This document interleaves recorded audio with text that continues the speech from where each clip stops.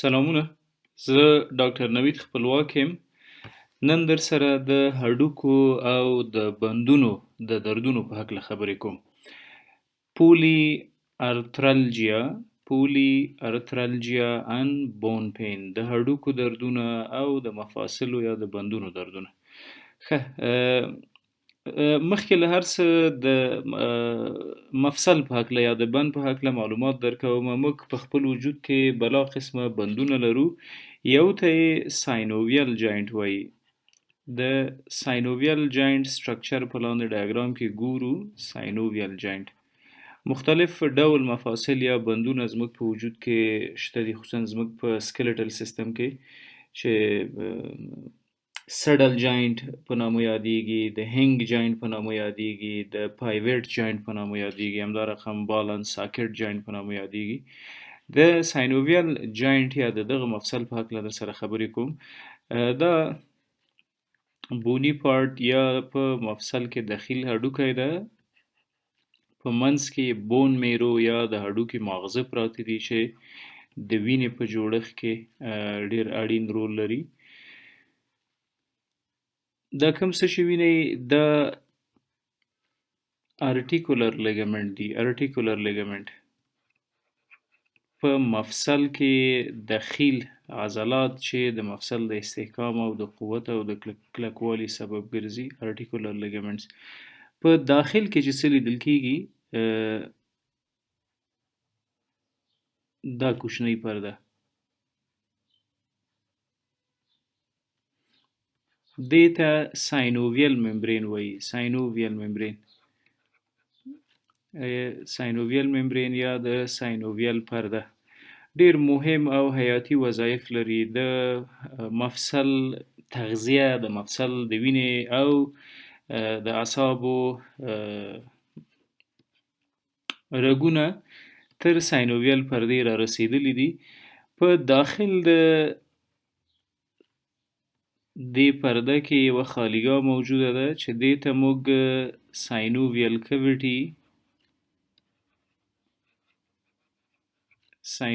کیویټي وایو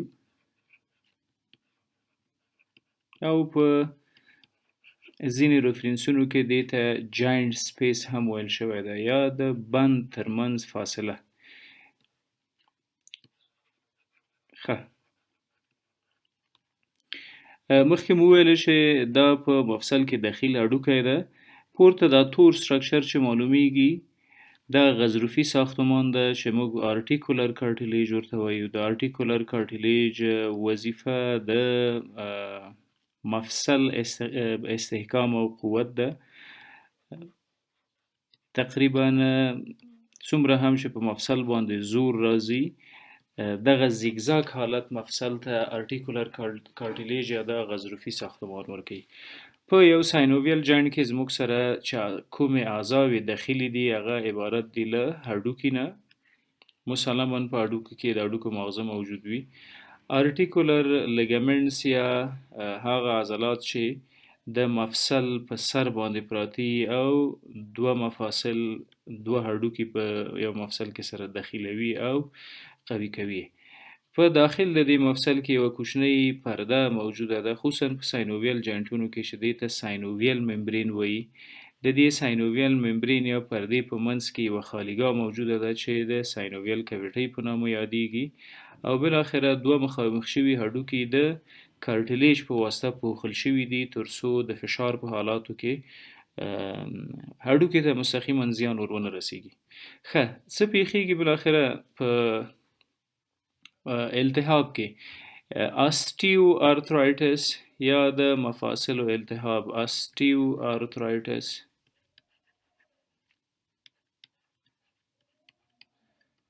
آستیو په معنا د هډوکي او آرترایټس په معنا د مفاصلو، یعنی د هډوکو جوړ مفاصل کله التهاب پیدا کوي. دغه معمولا د بدن په مختلفو مفاصلو کې منځته راځي، ولې ساینوویل جاینټ یا هغه مفصل چې مخکې مو تشریح کړ په دغه ډول مفاصلو کې زخ زیات لیدل کیږي. د ساینوویل جاینټ له جملې یو زنګون ده چې نی جاینټ بلل کیږي. د زنګون مفصل معمولا د بدن ډیر وزن متحمل کوي د عمر په تیریدو او د ځینې وقوي موادو د کمبود په ترڅ کې بالاخره آستیورترایټس یا د مفاصلو التهاب منځته راځي چې تقریبا یوه غټه فیصدي د دغو التهابونو په داخل د زنګون کې لیدلی کیږي. ښه، د آستیوارترایټس اساسي علت تر اوسه نه ده معلوم، اما دا چې څنګه منځته راځي، میکانیزم د دغه تکلیف په داخل د مفصل کې کوم ډول ده، په دې بحث کوو ځکه تر دې دمه طبابت او ساینس ته همدومره واضح شوې ده چې څه ډول دا تکلیف منځته راځي. دا چې ولې منځته راځي د دې علت لا تر اوسه نه ده جوت شوی. ښه، مخکې مو وویلې چې په مفاصلو کې زموږ په مفصل کې دخیل ارګانونه کوم دي. اوس راځو د دې د جملې هغه څه چې ډیر مهم دي. فرضاً دا یو هډوکی ده،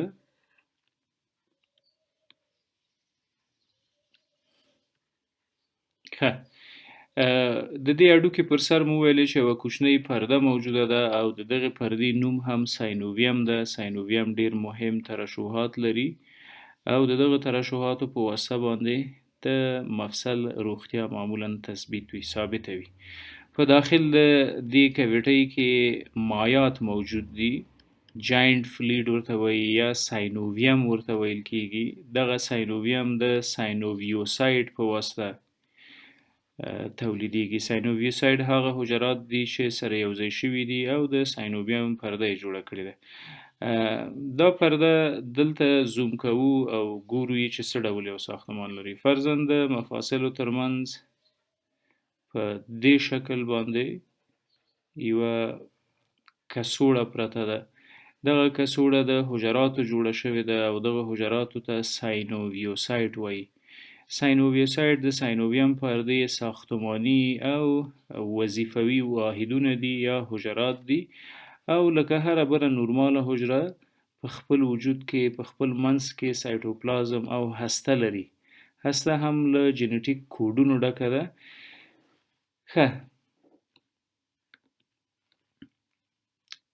د حجراتو ته ساینوویوسایډ وایي. ساینوویوسایډ یا هغه حجرات چې د ساینوویم پرده یې جوړه کړې ده، ساینوویوسایډز.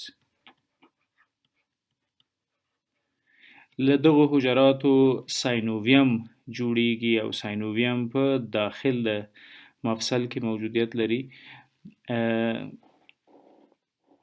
ګورئ، دغه ساینوویم پردې ته جلا د وینې رګونه راغلي دي. یو رګ ورته پاکه وینه او غذایي مواد راوړي چې آرټري بلل کیږي. آرټري دا کوچني او مایکروسکوپیک سټرکچرونه دي. بل عصبي رګ له ساینوویم پردې پورته روان ده چې ویست مټیریلز یا فاسد او مصرف شوي مواد ترې وړي او تصفیه کوي. ویست مټیریلز معمولا دغه وظیفه د وینز یا د وریدونو ده. همدا رقم د لیمفاوي چاینلونو شتون په ساینوویم پردې کې ډیر مهمه ده، ځکه معمولا لیمفوسایډ یا دفاعي حجرات په خپل وخت له دغه مفاصلو له دغه پردې کې دفاع کوي، نو په لیمفوسایټونو باندې کیږي. نو مسلما دلته لیمفاوي چاینلونه هم موجود دي، لیمف چاینل. د اعصابو د ریښو موجودیت هم پکې حتمی ده، ځکه په عفونت او التهاباتو کې چې کله هم موږ د درد احساس کوو، نو معنا دا چې دلته عصبي رګونه دي او د درد مفهوم تر مغزو را رسوي.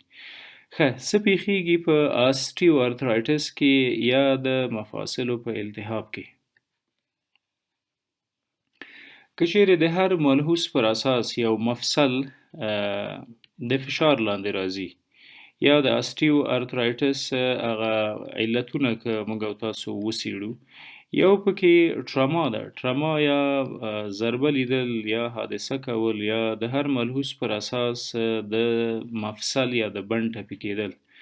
په بند کې هغه کوم سټرکچرونه چې موجود ول، د هر یو ته صدمه رسیږي او هر یو د مفصل په نورمالو وظایفو باندې اغیزې کوي.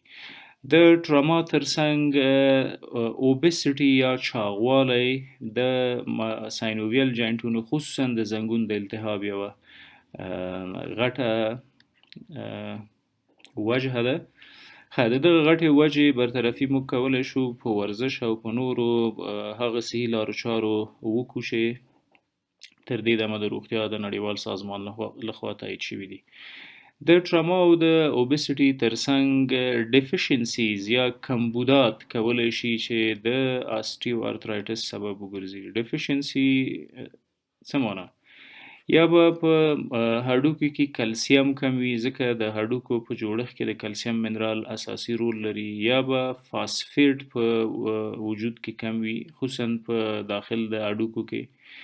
د وایټامین ډي کمبود که چیرې موږ د ډي ویټامین د کمبود سره مخ شوي یو نو دا بالاخره د وخت په تیریدو په مفاصلو فشار راولي او د فشار په ترڅ کې د ساینوویم دا پرده او دغه ارټیکولر کارټیلیج یا غضروفي ساختمان صدمه ویني. د کمبوداتو ترڅنګ جنټکس یا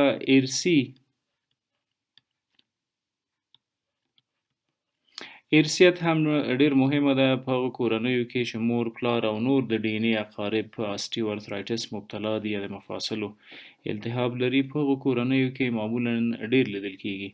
همدارقم فزیکي فعالیت نه کول، سموکینګ یا سیګرټ څکونه، همدارقم د الکولو نه استفاده کول او په ټوله کې lack of physical movement یا د فزیکي فعالیت نه کول د وخت په تیریدو د آسټیو ارترایټس یا د مفصلونو د التهاب زمینه مساعد کوي. lack of physical movements یا physical activities یا په ټوله معنا د ورزش نه کول. زموږ په ټولنه کې خصوصا په ښځمنو کې د آسټیو ارترایټس تر ټولو غټ علت که وڅېړو یو پکې د هغې ملټي پیریټي ده. ملټي پیریټي څه معنا؟ هرې مور تر 5-6 اولادونو زیات زیږولي دي. دغه اولادونه د مور په وجود کې جوړیږي، هډوکي د مور له هډوکو جوړیږي او بالاخره د مور د هډوکو د کمزورتیا سبب ګرځي. د ملټي پیریټي ترڅنګ مال نریشمنټ ده. مال نریشمنټ څه معنا؟ په سمه توګه د تغذیې نه کول چې دا متاسفانه په غریبو ټولنو کې لکه زموږ ډیری لیدل کیږي. د وخت په تیریدو زمینه مساعد کوي د آسټیو ارترایټس دپاره. که په علتونو یې وغږیږو کافي زیات ممکن وخت پرې ولګیږي. د دغو ټولو ملحوظاتو پر اساس که چیرې په مفصل باندې فشار واردیږي نو په دغه ارتباطي چینلونو کې یا د وینې په جریان کې کوم حجرات چې راځي د هغې جملې یو مکروفیج نومیږي. تاسو به حتما د مکروفیج نوم اوریدلی وي. مکروفیج زموږ د بدن د دفاعي سیستم یوه ډیره زوروره حجره ده او معمولا مهاجمین، دښمنان یا هغه ساحې چې دفاعي سیستم ورته په ګوته کې هغه خوري، انګل کوي او وژني. د ځینو هغو ملحوظاتو په واسطه چې مخکې مو ورته اشاره وکړله په مفصل باندې فشار وارد شو. دغه ساینوویم پردې په خپله په ساینوویم کې په ساینوویل کویټۍ کې مایعات پراته دي او د دغو مایعاتو له جملې یوه د وینې یا د دفاعي سیستم مهم بخش یا مهم ارګان چې هغه مکروفیج دي موجود دي. کله چې کومه صدمه مفصل متحمل کوي دغه مکروفیجز فعاله کیږي. کله چې مکروفیجز یا دغه حجرات فعاله شو څه منځته راځي هغه په دې ساحه کې درته واضح کوم. که چیرې په یو مفصل کې د ځینو مشخصو مواردو پر اساس مکروفیج یا د دفاعي سیستم حجرات فعاله شول، دغه مکروفیج راځي او په ساینوویوسایټ یا په دغو حجراتو باندې عمل کوي. ساینوویوسایټ په دې حجراتو عمل کوي او له دې حجراتو څه تولید کوي؟ یو ډیر مخرب او شوخ انزایم نوم یې پروټیز ده. پروټیز کله چې پروټیز تولید شو دغه پروټیز شروع کوي او د مفصل په داخل کې خپل مخربو فعالیتونو ته دوام ورکوي. اولینه کار چې کوي د ساینوویم د پردې د سوری کېدو او د صدمه او د ضرباتو د وارد کېدو سبب ګرځي. نو ساینوویوسایټ منځته راځي. کله چې مکروفیج فعاله کیږي نو په ساینوویوسایټ یا هغه کوچنی حجرات چې ساینوویان پرده یې جوړه کړې ده په دوه عمل کوي او سبب ګرځي چې یو مهمه انزایم د پروټیز په نامه ترشح کی له خپل وجوده. دغه پروټیز تخریب کوونکي فعالیتونه لري، راځي او په داخل د مفصل کې مثلا د مثال په توګه د یو ساینوویل مفصل یا هډوکی ده، دی هم هغه عضلات او کپسول ده. دا ساحه یې کارټیلیج نومیږي، هغه غضروفي ساختمان چې کوم پکې موجود ده. پروټیزز راځي لومړی په دې پرده باندې حمله کوي او د پردې نه وروسته بالاخره د هډوکي سره مواجه کیږي.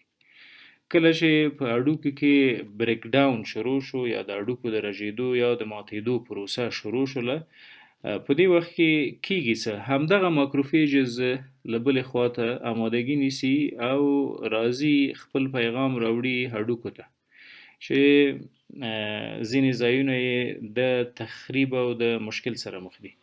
په هډوکو کې حجرات موجود دي، آستیوسایډ یا هغه حجرات چې هډوکی ترې جوړ شوی ده، اتومات لاس په کار کیږي او د آستیوبلاست په نامه نور حجرات جوړي. دغه آستیوبلاست عاجل لاس په کار کیږي او د هډوکي د ودې سبب ګرځي، بون فارمیشن منځته راځي. په کومه ساحه کې مخکې مو ویلې چې د بدن دفاعي سیستم خصوصا ماکروفیجز راځي او په دې ساحې باندې حمله کوي. که یو څه نور ډیټیل یا مشخصات هم ووایو شاید وخت مو زیات ضایع کړي. دغه ماکروفیجز په حقیقت کې راځي د بدن ځینې نور دفاعي حجرات دي لکه لیمفوسایټس، هغه فعاله کوي. په لیمفوسایټونو کې زموږ سره مهم دوه لیمفوسایټ دي چې یو ته ټي سل وایي او بل ته بي سل وایي، ټي لیمفوسایټ او بي لیمفوسایټ. کله چې لیمفوسایټونه د کم فشار او د ټراما او زخمونو او حادثو په واسطه فعال شول، دا ماکروفیج راځي په ټي سل باندې کار کوي، فعاله کوي. ټي سل ځینې مواد ترشح کوي چې هغه ته موږ سایټوکاینز وایو. سایټوکاینز په حقیقت کې دفاعي سیستم ته د جاسوس رول لوبوي او همیشه په مفصل کې موجود عفونتونه او التهابات ورته په ګوته کوي او پر دې اساس دفاعي سیستم په مفصل باندې حمله کوي او بالاخره د دغه مفصل د عفونت او د التهاب او د پړسوب سبب ګرځي چې همدې ته موږ آستیو ارترایټس وایو. آستیو ارترایټس یا د هډوکو نه د جوړو مفاصلو التهاب، پړسوب، سوروالی. که چیرې د همداسې یو وضعیت سره مخ کیږو، بهتره ده راووځو د علتونو په څېړنه. که کومه حادثه شوي باید وخت ورکو، د وخت په تېرېدو د حوادثو ضوابط له منځه ځي او بدن له دردونو خلاصېږي. که وزن مو زیات وي او زموږ په مفاصلو فشار راغلی نو تر ټولو ښه تدابیر یې ډایټري ریسټرکشنز، د ځینو خوړو نه خوراک، د ځینو خوړو زیات خوراک او ورسره منظم ورزش کول دي. که چیرې پوهیږو چې د مفاصلو دردونه مو د ځینو منابعو د کمبود د وجې دي، لکه کلسیم کمبود، لکه د فاسفیټ کمبود، لکه د ویټامین ډي یا کولیکلسیفیرول کمبود، لکه د فزیکي فعالیت کمبود، د دې ټولو پوره کولو دپاره کولی شو له طبیعي زیرمو نه استفاده وکړو. د هګۍ سپین ډېر زورول کلسیم لري، تاسو کولی شئ استفاده ترې نه وکړئ. د لمر وړانګې ویټامین ډي 3 لري، کولی شئ چې د دې نه استفاده وکړئ.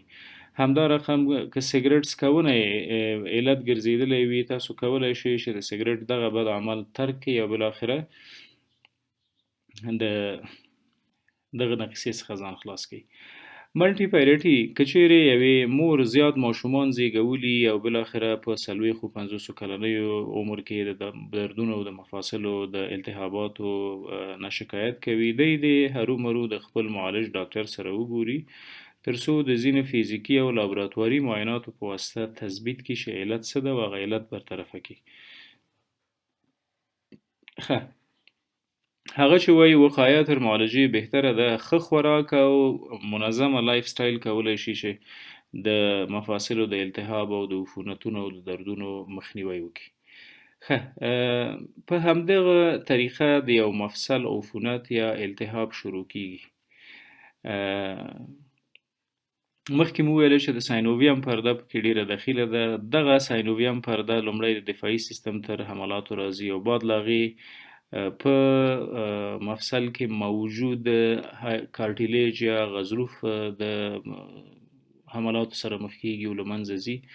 بالاخره هډوکو ته سیګنال راځي د ماکروفیج د خوا په هډوکو کې موجود حجرات آستیوسایت آستیوبلاست جوړوي. هغه حجرات جوړوي چې بالاخره د هډوکي د ساختوساز سبب ګرځي. دلته